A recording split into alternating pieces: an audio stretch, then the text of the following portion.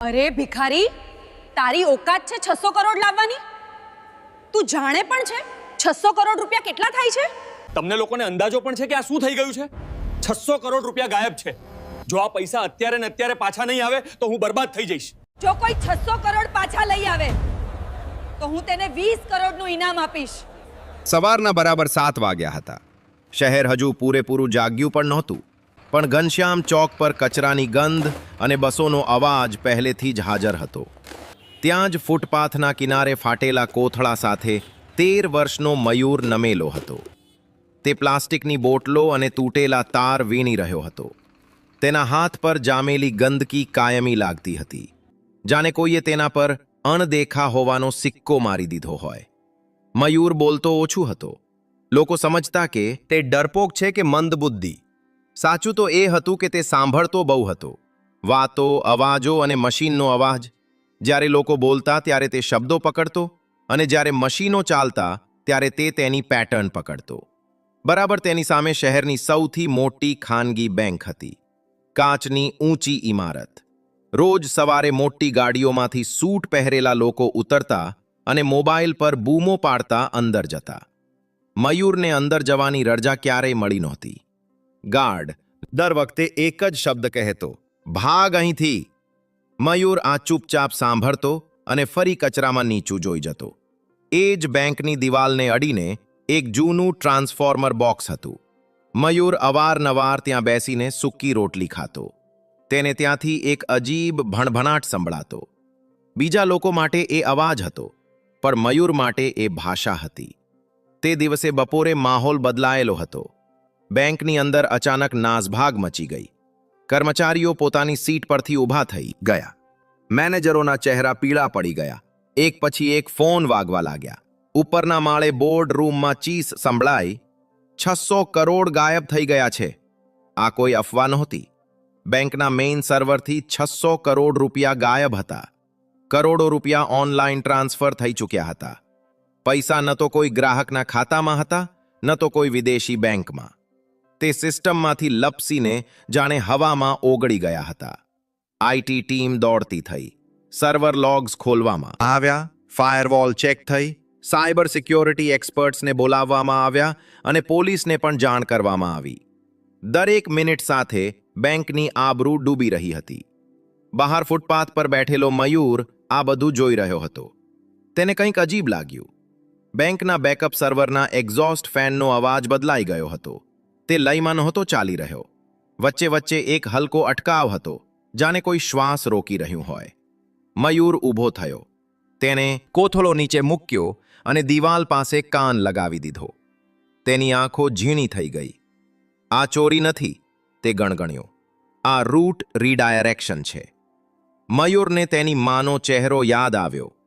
માં જે ક્યારેક આ જ બેંકમાં સફાઈ કામદાર હતી.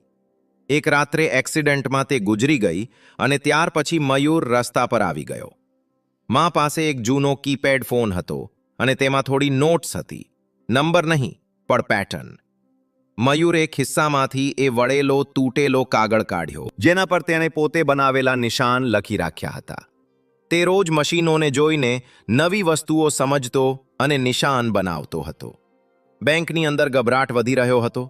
બહાર એક કચરો વીણનારો છોકરો ઊભો હતો, જેની નજરો કાચની આરપાર સર્વર રૂમની દિવાલોને જોઈ રહી હતી. મયુરે ઊંડો શ્વાસ લીધો. જો અત્યારે નહીં કહું, તેને મનમાં વિચાર્યું, તો પૈસા હંમેશા માટે વયા જશે. તેણે કોથળો ઉઠાવ્યો અને બેંકના મુખ્ય ગેટ તરફ આગળ વધ્યો. ગાર્ડે તેને જોતા જ લાકડી ઉઠાવી. કહ્યું હતું ને અહીં ન આવતો? મયુર રોકાયો નહીં. તેને પહેલી વાર સીધું આંખોમાં જોઈને કહ્યું, સાહેબ, જે પૈસા ગયા છે ને, તે હજુ પણ આ જ બેંકમાં છે. ગાર્ડ હસ્યો, પણ અંદર ક્યાંક ઉપર એક એલાર્મ વધુ તેજ થઈ ગયું. ગાર્ડનું હસવું હજુ પૂરું પણ નહોતું થયું કે બેંકની અંદરથી એક મહિલા બહાર આવી. લાલ રંગની સાડી, ગળામાં આઈડી કાર્ડ અને ચહેરા પર ચોખ્ખો ગભરાટ. તે બેંકની સિનિયર ઓપરેશન્સ મેનેજર માનસી ચૌહાણ હતી. છેલ્લા 25 મિનિટથી તે આઈટી ટીમ અને હેડ ઓફિસ વચ્ચે ફસાયેલી હતી. તેની નજર મયુર પર પડી. શું કહ્યું તે? તેનો અવાજ કડક હતો, પણ આંખોમાં થાક દેખાતો હતો. ગાર્ડે તરત જ કહ્યું, મેડમ, આ કચરો વીણવાવાળો છે. જૂઠું બોલે છે. મયુરે માથું નમાવ્યું અને ધીમેથી બોલ્યો, મેડમ, પૈસા બહાર નથી ગયા. સિસ્ટમે પોતે રસ્તો બદલ્યો છે. જો અત્યારે કંઈ નહીં કરવામાં આવે તો 3 કલાક પછી એ પૈસા પોતાની મેરે વયા જશે. આ સાંભળતા જ માનસીનું દિલ ધડકી ઉઠ્યું. તને કેવી રીતે ખબર? તેને વિચાર્યા વગર પૂછી લીધું. મયુરે બેંકની દિવાલ તરફ ઈશારો કર્યો. તમારા બેકઅપ સર્વરનો પંખો દર 30 સેકન્ડમાં એકવાર અટકી રહ્યો છે. આવું ત્યારે જ થાય જ્યારે લોડ જાણી જોઈને ફેરવવામાં આવે. આ ચોરી નથી, આ ટ્રેપ છે. તે બોલતી વખતે ગભરાતો નહોતો, જાણે આ બધું તેના માટે નવું ન હોય. માનસીએ એક પળ વિચાર્યું. અંદર આઈટી હેડ બૂમો પારી રહ્યો હતો કે ડેટા ફ્લો સમજાતો નથી. પોલીસ રસ્તામાં હતી અને મીડિયાને જાણ થવાની જ હતી. તેને ગાર્ડને જોયો. આને અંદર આવવા દો. ગાર્ડ ચોંકી ગયો. મેડમ, મેં કહ્યું અંદર આવવા દો. મયુર પહેલીવાર બેંકની અંદર ગયો. એસીની ઠંડી હવાથી તે ધ્રુજી ગયો. ફ્લોર એટલો ચળકતો હતો કે તેમાં પોતાનો ગંદો ચહેરો જોઈને તેને થોડી શરમ આવી. લોકો તેને ઘૂરી રહ્યા હતા. કોઈ ગણગણ્યું, આ છોકરું શું કરશે? મયુરને એનાથી કોઈ ફરક ન પડ્યો. માનસી તેને સીધી આઈટી ફ્લોર પર લઈ ગઈ. ત્યાં 5 લોકો, 5 કમ્પ્યુટર અને મોટી સ્ક્રીન સામે ઊભા હતા. સ્ક્રીન પર લાલ રંગની લાઈનો અને નંબર દોડી રહ્યા હતા. આઈટી હેડે ગુસ્સામાં કહ્યું, મેડમ, અત્યારે સમય નથી, આ મજાક નથી. મયુરે સ્ક્રીન તરફ જોયું અને તરત બોલ્યો, તમે લોકો ખોટો લોગ જોઈ રહ્યા છો. સાચો રસ્તો છુપાવવામાં આવ્યો છે. રૂમમાં સન્નાટો છવાઈ ગયો. છોકરું આપણને શીખવાડશે, કોઈએ કટાક્ષ કર્યો. મયુર નજીક ગયો. તેણે સ્ક્રીનના ખૂણામાં દેખાતા એક નાના ટાઈમ સ્ટેમ્પ તરફ ઇશારો કર્યો. આ જુઓ, દર વખતે ટ્રાન્ઝેક્શનથી 1 સેકન્ડ પહેલા ટાઈમ પાછળ જઈ રહ્યો છે. આ મેન્યુઅલ ન હોઈ શકે. આઈટી હેડે નીચા વળીને જોયું. તેનો ચહેરો બદલાઈ ગયો. આ તો અશક્ય છે. મયુરે પહેલીવાર માથું ઊંચું કરીને બધાને જોયા. અશક્ય નથી સર. જેણે આ કર્યું છે તેણે પૈસા ચોર્યા નથી. તેણે બેંકને પોતાની સાથે જ લડવા પર મજબૂર કરી છે. માનસીનો અવાજ ધ્રુજવા લાગ્યો. તો પૈસા પાછા આવી શકે છે? મયુરે હળવો શ્વાસ લીધો. આવી શકે છે, પણ જો મોડું થયું તો નહીં. ઘડિયાળની ટીક ટીક તેજ લાગવા માંડી અને એ જ પળે મયુરે કહ્યું, મને એક કમ્પ્યુટર જોઈએ. ઇન્ટરનેટ નહીં, ફક્ત લોકલ એક્સેસ. રૂમમાં કોઈ બોલ્યું નહીં. પહેલીવાર બેંકના સૌથી મોટા સંકટમાં બધાની નજરો એક કચરો વીણનારા છોકરા પર ટકી હતી. અને મયુર જાણતો હતો કે હવે પાછળ હટવાનો કોઈ રસ્તો નથી. રૂમમાં અજીબ શાંતિ હતી. એસીની ઠંડી હવા ચાલતી હતી, પણ કોઈને ઠંડી નહોતી લાગતી. બધાની નજર મયુર પર હતી. તે ખુરશી પર બેઠો નહોતો, ઊભો હતો. આઈટી હેડે હિચકિચાટ સાથે એક સિસ્ટમ તેની તરફ ફેરવી. આ લોકલ મશીન છે, નેટવર્કથી અલગ છે. જો કંઈ ખોટું થયું તો પણ કોઈ ફરક નહીં પડે. મયુરે વચ્ચે જ કહ્યું. જે નુકસાન થવાનું હતું તે થઈ ગયું છે. તેણે કીબોર્ડને એવી રીતે જોયું જાણે કોઈ જૂનો ભાઈબંધ હોય. આંગળીઓ ગંદી હતી, પણ ચાલવામાં કોઈ ખચકાટ નહોતો. સ્ક્રીન પર એક કાળી વિન્ડો ખુલી. માનસીએ ઘડિયાળ જોઈ. મયુર, આપણી પાસે વધારે સમય નથી. મયુરે માથું હલાવ્યું. મને ખબર છે. તેણે ટાઈપ કરવાનું શરૂ કર્યું. કોઈ ઉતાવળ નહીં, કોઈ દેખાવો નહીં. દરેક કમાન્ડ વિચારીને, જાણે તે પહેલાં જ આ બધું કરી ચૂક્યો હોય. આઈટી ટીમ સ્ક્રીન પર દેખાતા ટેક્સ્ટને વાંચવાની કોશિશ કરી રહી હતી, પણ તે તેમની સમજની બહાર હતું. એક એન્જિનિયરે ધીમેથી કહ્યું, આ તો સિસ્ટમની અંદરનો રસ્તો છે. આ એક્સેસ તો અમારી પાસે પણ નથી. મયુર બોલ્યો, ના. તેણે આગલી લાઈન નાખી. અચાનક સ્ક્રીન પર એક નકશો ખુલ્યો. આ કોઈ બેંક એકાઉન્ટનો નહોતો. આ ડેટાના વહેણનો નકશો હતો. તીર, વળાંક, બંધ રસ્તા. મયુરે એક જગ્યાએ આંગળી મૂકી. અહીં ફસાયા છે પૈસા, પણ અહીં તો કોઈ એકાઉન્ટ જ નથી, આઈટી હેડે કહ્યું. મયુરે તેની તરફ જોયું. કારણ કે આ એકાઉન્ટ નથી, આ એક ખાલી રૂમ છે. સિસ્ટમે પોતે બનાવ્યો છે. માનસીની આંખો પહોળી થઈ ગઈ. સિસ્ટમે? હા, મયુર બોલ્યો. જ્યારે કોઈ સિસ્ટમના હાર્ટ સુધી પહોંચવાની કોશિશ કરતા પકડાઈ જાય છે, ત્યારે જૂનું કોર એક નકલી રસ્તો બનાવી દે છે. પૈસા તેમાં ચાલ્યા જાય છે. બહારથી લાગે છે કે ચોરી થઈ ગઈ, પણ અસલમાં સિસ્ટમ પોતે તેને છુપાવી દે છે. રૂમમાં કોઈએ શ્વાસ પણ ન લીધો. આઈટી હેડે ધીમા અવાજે કહ્યું, પણ આવું ફીચર તો ક્યાંય ડોક્યુમેન્ટેડ નથી. મયુરે હળવું સ્મિત આપ્યું. કારણ કે આ ફીચર નથી, આ મશીનનો ડર છે. તેણે બીજો કમાન્ડ નાખ્યો. સ્ક્રીન પર લાલ ચેતવણી ચમકી, warning, data collapse in 17 minutes. માનસીના હાથ કાપવા લાગ્યા. આનો અર્થ? મયુરે કહ્યું, જો આ રૂમ તૂટી ગયો તો પૈસા કોઈના નહીં રહે, ન ચોરના ન બેંકના. આઈટી ટીમમાં ધમાલ મચી ગઈ. તો જલ્દી કર, કોઈ બોલ્યું. મયુરે પહેલીવાર ગુસ્સાથી માથું ઊંચું કર્યું. જલ્દી નહીં, સાચું. તેણે પોતાની આંખો બંધ કરી.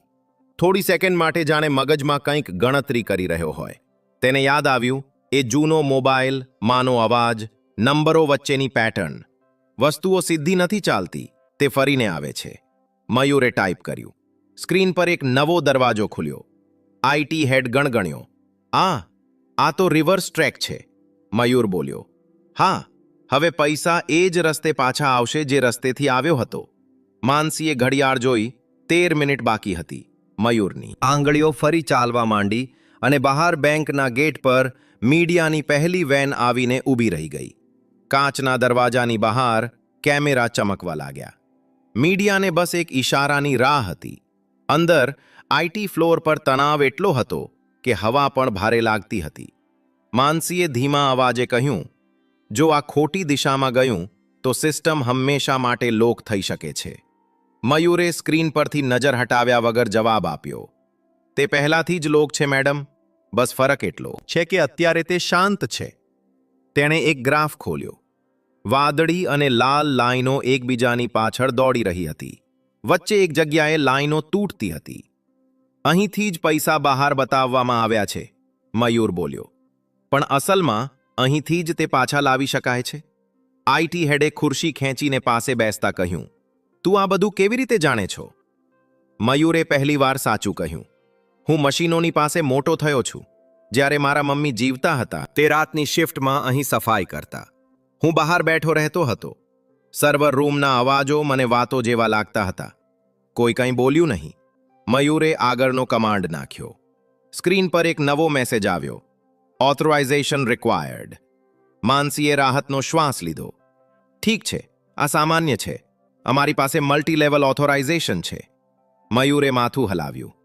ના મેડમ, આ સામાન્ય નથી. કેમ? કારણ કે આ ઓથોરાઇઝેશન સિસ્ટમમાંથી નથી આવ્યું. આ એક ખાલી રૂમમાંથી આવ્યું છે જ્યાં પૈસા છુપાયેલા છે. આઈટી હેડનો ચહેરો કડક થઈ ગયો. એટલે કે સિસ્ટમ પોતે નક્કી કરી રહી છે કે કોના પર ભરોસો કરવો. મયુરે ધીરેથી કહ્યું, હા, અને તેને તમારા પર ભરોસો નથી. રૂમમાં અજીબ ચૂપકીદી છવાઈ ગઈ. માનસીએ ઊંડો શ્વાસ લીધો. તો હવે શું થશે? મયુરે પોતાના ખિસ્સામાંથી એ વળેલો કાગળ કાઢ્યો. તેના પર આડા અવળા નિશાન હતા. હવે આપણે સિસ્ટમને યાદ અપાવવું પડશે કે તે કોના માટે બની હતી. તેણે એક કોડ નાખ્યો. આ કોઈ પાસવર્ડ નહોતો. આ સમય, રકમ અને ક્રમનો મેળ હતો. એ જ ક્રમ જેમાં બેંક દરરોજ નાના ખાતાઓને પ્રાથમિકતા આપતી હતી. સ્ક્રીન પર અચાનક હજારો નાના ટ્રાન્ઝેક્શન ચમકવા લાગ્યા. 10 રૂપિયા, 20 રૂપિયા, 200 રૂપિયા.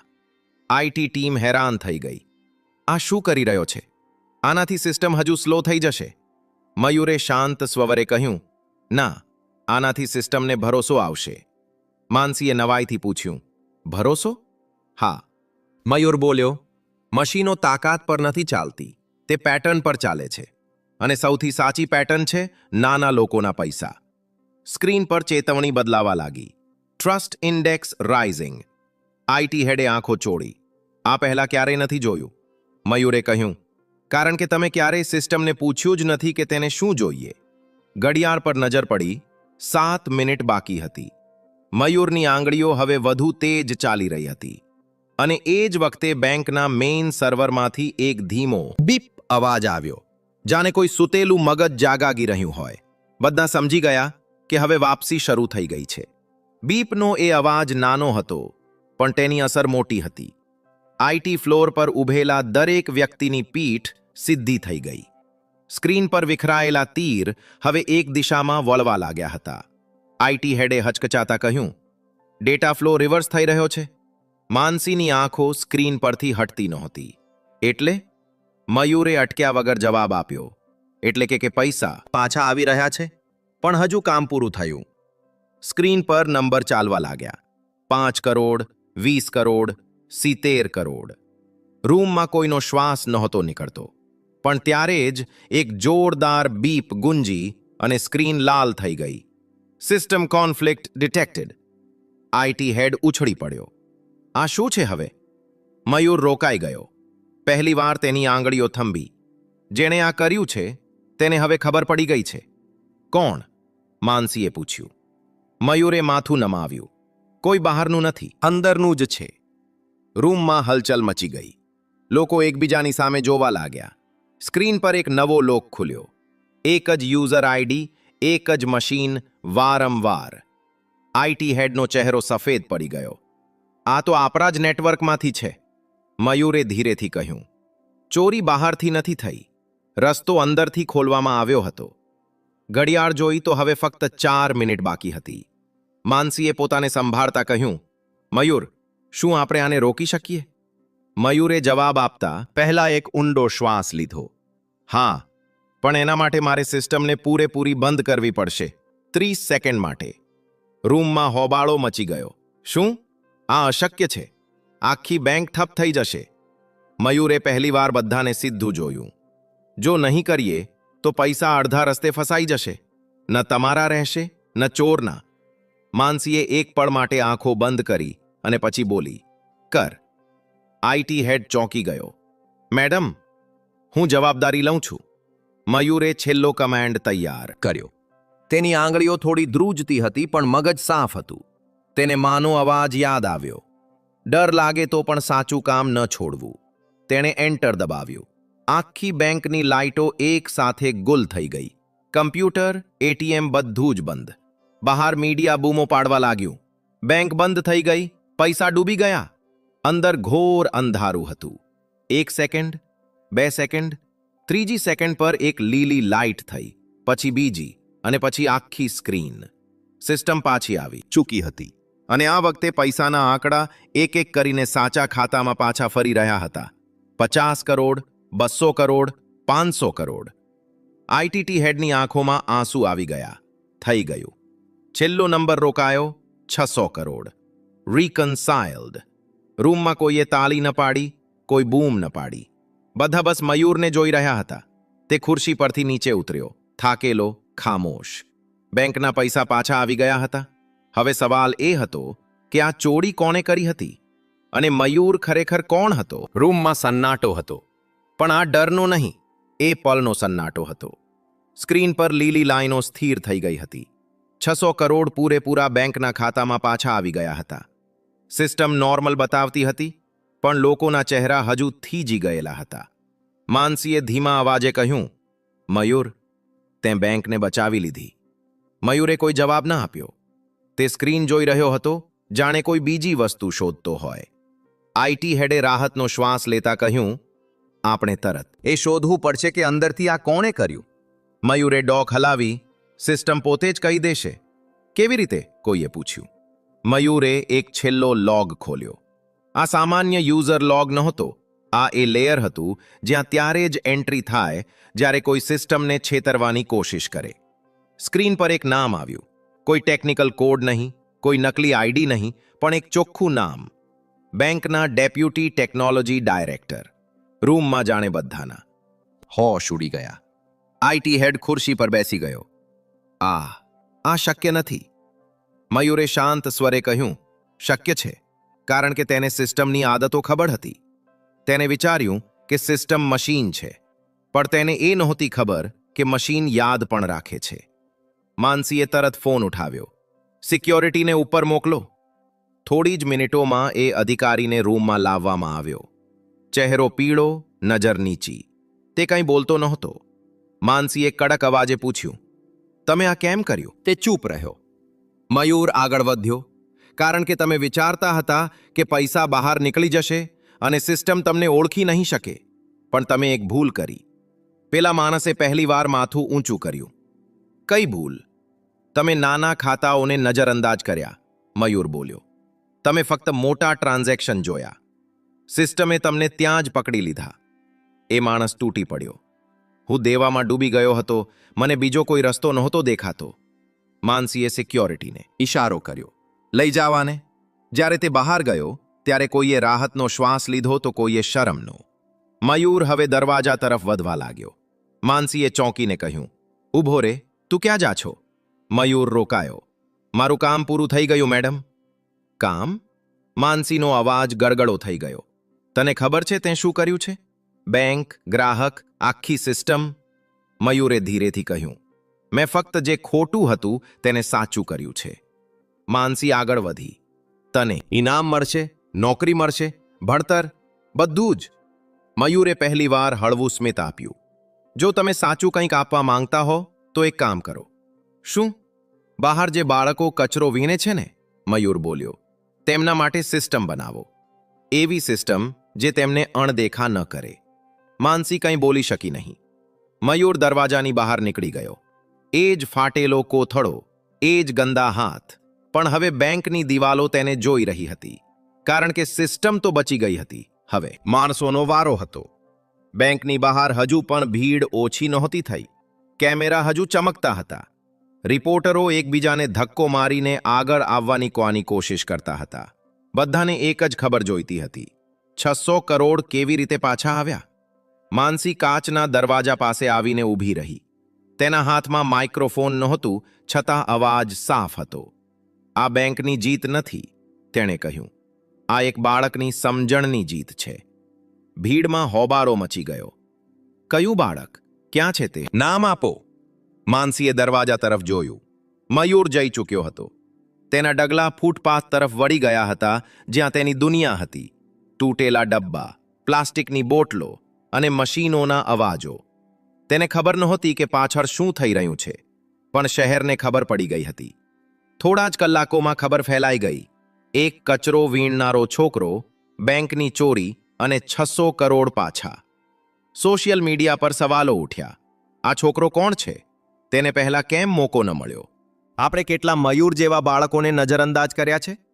બીજી સવારે બેંકની બહાર એક પોસ્ટર લાગ્યું. જો તમે મયુરને જાણો છો તો અમે તેને મળવા માંગીએ છીએ. એ જ સવારે મયુર ટ્રાન્સફોર્મર બોક્સ પાસે બેઠો હતો. તેને પોસ્ટર જોયું, વાંચ્યું અને પછી નજર હટાવી લીધી. તેના માટે પોસ્ટર નવું નહોતું, નવી હતી લોકોની નજર. બપોર સુધીમાં નગર નિગમના અધિકારીઓ આવ્યા, પછી એક સ્કૂલની વાન આવી, પછી એક મહિલા આવી જે શિક્ષણ વિભાગમાંથી હતી. બધા એક જ વાત કહેતા હતા, તારે ભણવું જોઈએ, તારે અહીંથી નીકળવું જોઈએ. મયુરે પહેલીવાર સવાલ પૂછ્યો, શું ભણ્યા પછી પણ કોઈ મને સાંભળશે? કોઈ જવાબ ન આપી શક્યું. સાંજે માનસી પોતે આવી, સાડી વગર, સામાન્ય ડ્રેસમાં, કોઈ પદ વગર, ફક્ત એક માણસ તરીકે. તેને મયુર પાસે બેસીને ત્યાં જ સૂકી રોટલી તોડી. હું તારા માટે કોઈ યોજના નથી લાવી, તેણે કહ્યું. હું બસ એ પૂછવા આવી છું કે તું શું ઈચ્છે છે? મયુરે વિચાર્યું અને પછી બોલ્યો, હું ઈચ્છું છું કે સિસ્ટમ પહેલા પૂછે પછી જજ કરે. માનસીએ માથું હલાવ્યું. અહીંથી જ એક બદલાવ શરૂ થયો. બેંકે એક નાનકડો પ્રોગ્રામ શરૂ કર્યો. નામ મોટું નહોતું, પણ અસર મોટી હતી. રસ્તા પર રહેતા બાળકોને મશીનો પાસે બેસવા દેવામાં આવ્યા. તેમને હટાવવામાં ન આવ્યા, તેમને સાંભળવામાં આવ્યા. મયુર ત્યાં રોજ આવતો હતો. હવે કોથળા સાથે નહીં, પણ એક નોટબુક સાથે. શહેરે પહેલીવાર તેનું નામ બરાબર ઉચ્ચાર્યું, મયુર. અને એ જ નામ હવે સિસ્ટમમાં નોંધાઈ ચૂક્યું હતું. અણદેખું નહીં, પણ જરૂરી. જો તમને આ વિડીયો પસંદ આવ્યો હોય તો લાઈક કરો. આવા જ વિડીયો માટે સબસ્ક્રાઇબ કરો. તમારા મિત્રો સાથે ચોક્કસ શેર કરો અને કોમેન્ટમાં જય શ્રી રામ જરૂરથી લખજો. તો મિત્રો, આ વાર્તા માત્ર મનોરંજન અને શિક્ષણના હેતુથી બનાવવામાં આવી છે. આમાં દર્શાવેલા તમામ પાત્રો, ઘટનાઓ અને સંવાદો કાલ્પનિક છે. કોઈ પણ વાસ્તવિક વ્યક્તિ, સંસ્થા કે ઘટના સાથે આનો કોઈ સંબંધ નથી. કૃપા કરીને આને માત્ર વાર્તા તરીકે જુઓ અને એનો આનંદ લો. અમે કોઈની ભાવનાઓને ઠેસ પહોંચાડવા માંગતા નથી. જો તમને આ વાર્તા પસંદ આવી હોય તો લાઈક કરો અને વધુમાં વધુ લોકો સુધી શેર કરો. જો તમને આ વાર્તા ગમી હોય તો પોતાનો પ્રેમ બતાવવાનું ભૂલતા નહીં. વિડીયોને એક લાઈક કરીને ચેનલને સબસ્ક્રાઇબ કરી દેજો. તો ચાલો મળીએ આવી જ એક બીજી દિલને સ્પર્શી જાય તેવી વાર્તા સાથે. વિડીયોને છેલ્લે સુધી જોવા બદલ તમારો ખૂબ ખૂબ આભાર.